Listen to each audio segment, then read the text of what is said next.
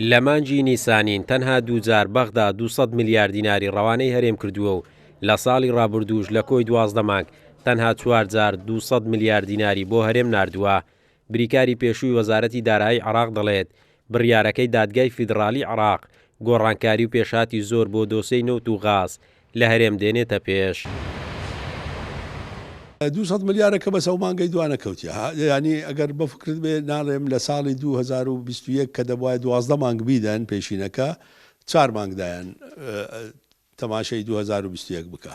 ئێستاش حقەتەن کە مانجی یەکیان نارد ئەوان لەژێر هەندێک زەخت بوون چونکە هەندێک هاوپەیمانی هەبوو لە بەغدا وای کرد کە با بڵێن ئەو جارش 200 میلیارەکە بنێرن، بەڵام دواتر کە دیتیان لە بەحقات کێشەیەک هەیە، کێشەیەکی قانونی لەسەری هەیە.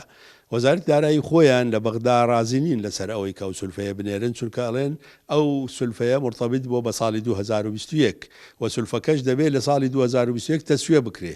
بەداخەوە هەرێمی کوردستان لەگەڵ بەغدا نەگەیشتە نەتیجەیەک لە جێبەجێکردنی بودجەی ساڵی 2021.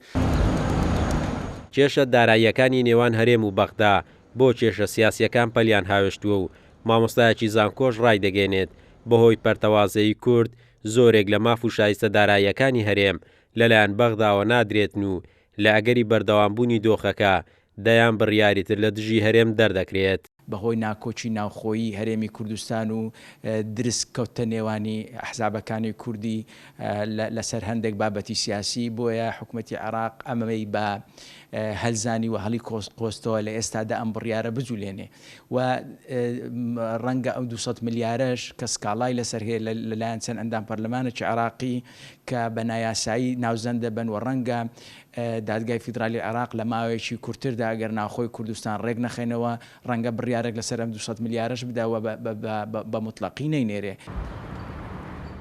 حکوومەتی هەرێمی کوردستان خاوەنی زیاتر لە 1,200,000 موچە خۆرە.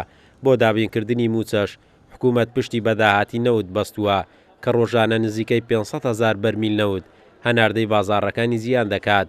بەڵام بۆ دابەشکردنی موچەی ماگانە چاوەڕوانی 200 میلیارد دینارەکەی بەغدایە بۆ پێدانی موچە بە تەواوەتی بە موچەخۆران. قارەمان زەوهەر، کورسات نیوز، هەولێر.